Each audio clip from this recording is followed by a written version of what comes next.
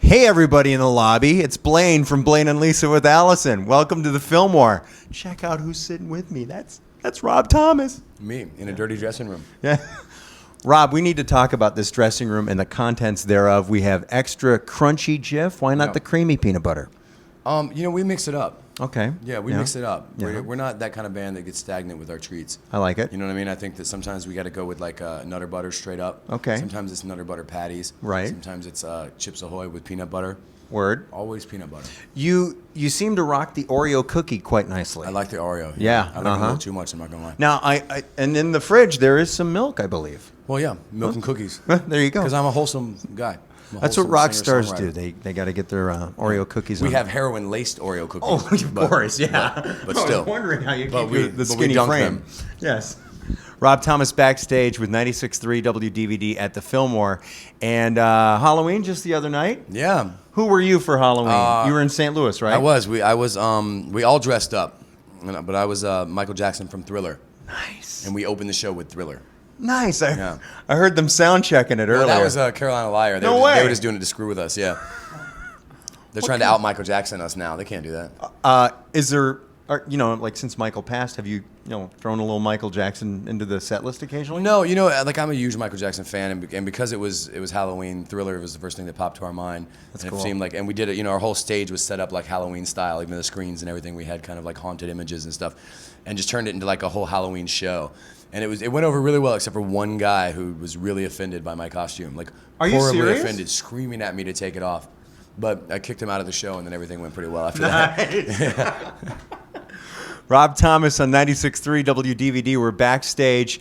One of the guys from One Republic has the H1N1. Oh yeah, I wouldn't know if we were allowed to talk about that. Yeah. Allegedly. Yeah. Has. There's a word on the street. No, it's just a touch of the swine. Oh, okay. And, Just a little bit. Yeah, just a little bit. Little piggy. Yeah, but I think he's going to be coming back in the next show or two. Okay, good. I mean, luckily, you can't replace the One Republic. They're a really great band, and they add so much to the night. Right. But luckily, Carolina Liar is a really good band, and so for these few shows, they've carried it pretty hard. Last time you were here, you were with Matchbox 20. You guys, I think, played the Palace. It was about a year ago. What's more stressful, doing a show as Rob Thomas or a show with the band Matchbox 20? I mean, I don't think anything's stressful. I Really? had real jobs before, and that's stressful. That's the right attitude, by the way. But this is, it's just two different levels of fun. Like with Matchbox, it's all these songs that I've been playing for the last, 12 years, and Right. it's all these fans that have been along for the whole ride, and these guys that, they're like your best friends, and so you're kind of sharing this moment that you've collectively shared over the years. Right. And then the solo, this is the same band that I had when I did my first solo tour. Okay. So it's become like its own sub-family. And then, we played Atlanta, and all the Matchbox 20 guys were there, so they got up on stage with us, and we played like some Matchbox 20 songs with this band and Matchbox, so it was fun.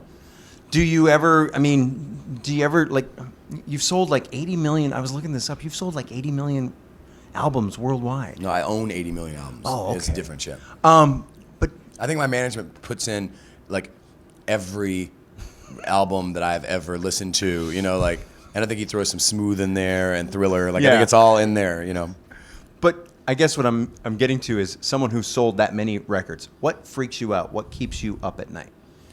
Is there anything? Yeah, I think as far as career goes, it's always just that when you write a song that you really like and resonates with you, then you're always kind of scared immediately that you're never going to write another song that you like, Really? And you go through these You're like patches one of the where most you're not prolific writing. guys out there right now. I think that most songwriters I know will agree with the fact that, like, you write sometimes, like, you don't write and then think of yourself like, wow, I'm this great songwriter, I write all the time. You're Right. always writing thinking of like what you're not. You know what I mean? Like, Okay, you'll I get write that. and you write a song and you love it, and then you'll go out and you'll hear like this Ray LaMontagne song that just gets right under your skin, and you're like, oh, that's so good, and that makes you want to write. So I think you're always kind of like having that fear that you want to, you just want people to continue to listen to the songs and connect with them. Rob Thomas backstage at the Fillmore in Detroit with 96.3 WDVD. You're a huge John Hughes fan. Sure, yeah. And I learned this because everyone with their backstage passes has like Ferris Bueller's Day Off. Yeah, it's a different level depending on like what the pass is. Okay, what is the ultimate pass? 16 can no, Pretty in Pink. Okay, Pretty in Pink, because to me that was the coolest of all the John Hughes. Where movies. does Uncle Buck fall into this? Uncle Buck did not make the list because we can only have so many. We have a 16 Candles, a Pretty in Pink, Ferris Bueller. Okay. Breakfast Club? We have a Breakfast Club, Okay. which is the opening band. We have Weird Science, which is like the guys that are working the crew. Science! And then Vacation, which a lot of people don't realize that he wrote, is the after show pass. Nice. But see, like VIP is all about leisure, so it's Ferris Bueller. Yeah. You know, like each That one kinda has makes its sense. own, meaning behind it, I think. Backstage with Rob. We tried to make it fit, because I have no idea why Vacation, I guess, after show, Vacation, and, Yeah, that kinda makes whatever, sense. I'll make it work.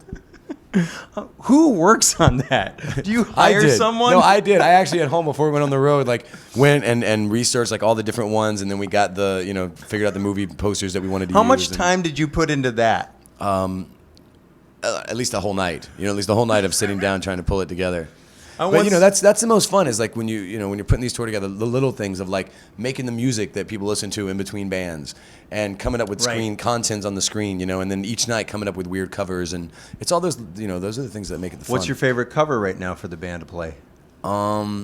We've been doing a great Dancing in the Dark. Really? Yeah, because we're feeling kind of 80s these days, Yeah. so we were doing a good Dancing in the Dark. Backstage with Rob Thomas and 96.3 WDVD. I wanted to look at one. Okay, I got the cereal. I've got the Oreos, the Jif. Oh, I got to ask you this one. Oreos, Jif. Yeah, you see it right there. Miley Cyrus. Yeah. I interviewed her recently. You're going to collaborate with her. I don't know. She, Is that just a Wikipedia rumor? It's half and half. Like she just did a movie with a friend of mine that directed it. Okay. And so she reached out to me when they were together and called, and I guess she had just kind of like revisited all this old Matchbox stuff and was listening to it and tweeting Smart about how she kid. liked it. And she, and so she wrote and said something about with her next record.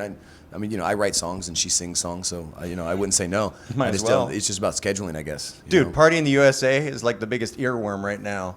Well, and the Climb, I thought that was actually a good song. Yeah. I thought the Climb was a pretty good. Do you song. have an earworm right now other than the songs that you're singing every night on stage? Can you have one when you're on That's tour? Not My Name, the Ting Ting song. Oh, really? Yeah, it's stuck in my head all Yeah. the time. We actually now use that as the song that we play right before we walk on stage. Cool. So like right before every show, the entire band is backstage doing crazy dances to That's Not My Name. When I talked to Miley, we talked about her food guilty pleasure, and she said Outback Steakhouse. Really? Because she loves their macaroni and cheese. And then it was the That's following gross. weekend she got ripped on in the press for not leaving a big tip when she did takeout. What is your food guilty pleasure? I mean, obviously you like the Oreos. I don't believe in guilty pleasures. I think you own up to whatever it is that you have. But I love Cracker Barrels. Oh, I don't know if there's any in Detroit. No, there's not. It's kind of a southern thing and middle America, but it's the best southern Salty. food, man, ever. Oh yeah. It's like salt upon salt and Yeah. some MSG. And then some it's like salt. we have a Waffle House. I don't know if you have those here. We have Oh, yeah. Waffle House.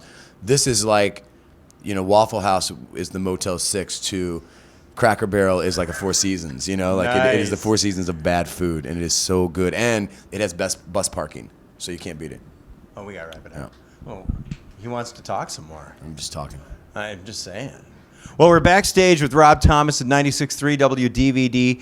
And Hey, did you know, by the way, What? that Miley Cyrus's backing band, the band that plays with her, is the band American Hi-Fi? No way. Remember American Hi-Fi? Yeah. A really great balls out rock and roll band. That's her backing band. There you go. Little piece Fun of facts information. with Rob Thomas on 96.3 WDVD. Rob, thank you very much. Thanks, man. Good to talk to you.